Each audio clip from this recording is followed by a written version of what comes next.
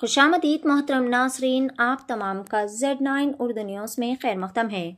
ज़िला रंगारेड्डी के Ibrahimpatnam police station हदूद के तहत मंगलपल्ली के करीब में एक सुनसान व वीरान इलाके में एक नामालूम शख्स का इंतहाई ज़्यादा वहशियाना व बेदर्दाना तरीके से कत्ल कर दिया गया।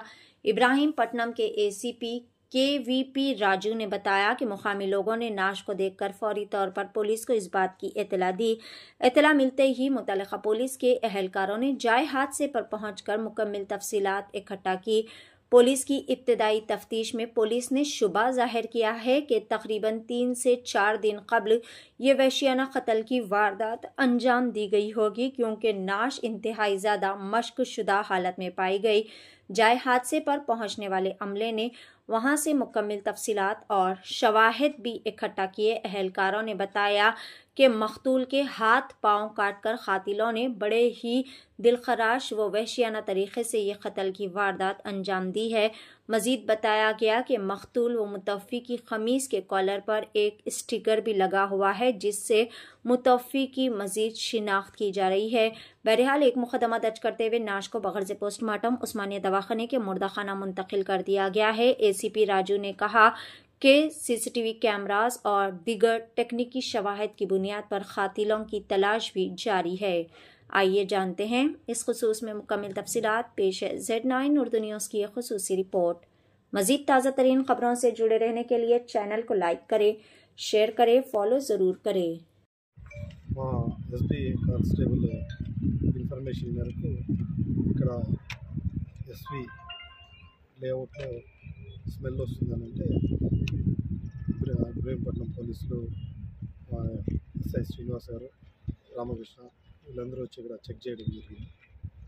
చెక్ చేస్తున్న తరుణంలో ఇక్కడ బాగా ఎక్కువ మనం చూసిన స్మెల్ రావడంతో అక్కడిపై దగ్గరగా చూస్తే ఒక 30 సంవత్సరాల నుంచి 40 సంవత్సరాల గుర్తు తెలియని వ్యక్తి చనిపోయి పడి ఉన్నాడు.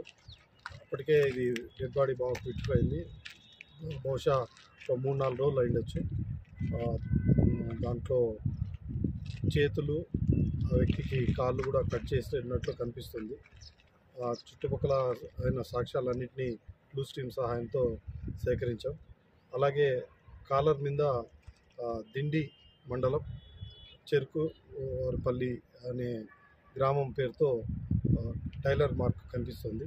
ఆ టైలర్ మార్క్ కోసం కూడా ప్రయత్నం చేస్తున్నాం. అలాగే ఈ చుట్టుపక్కల ప్రాంతాల్లో ఎక్కడన్నా మిస్సింగ్ కేసులు ఉన్నాయనేవి కూడా వెరిఫై చేస్తున్నాం. ఇప్పటివరకు శవం ఐడెంటిఫై కాలేదు.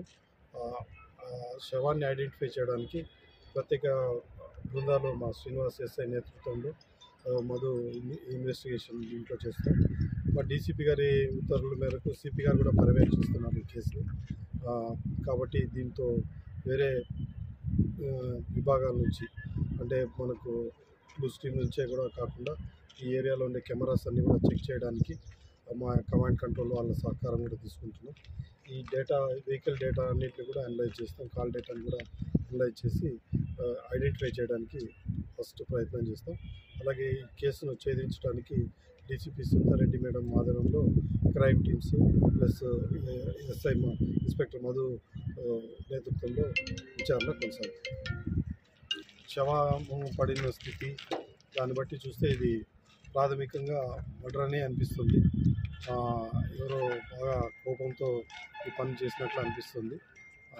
వారు ఐడెంటిఫై అయిన తర్వాత ఎందుకోసం జరిగారు అనేది విచారిస్తారు. పోస్ట్మార్టం కోసం ఉస్మానియా కోసం, ఎందుకంటే అక్కడ మన టెక్నికల్గా కానీ ఆ విధమైన రిపోర్ట్స్ కరెక్ట్గా వస్తాయి కాబట్టి నిపుణులైన డాక్టర్స్ ఉంటారు చేయడానికి. దానికోసం అక్కడికి పంపించడం జరిగింది.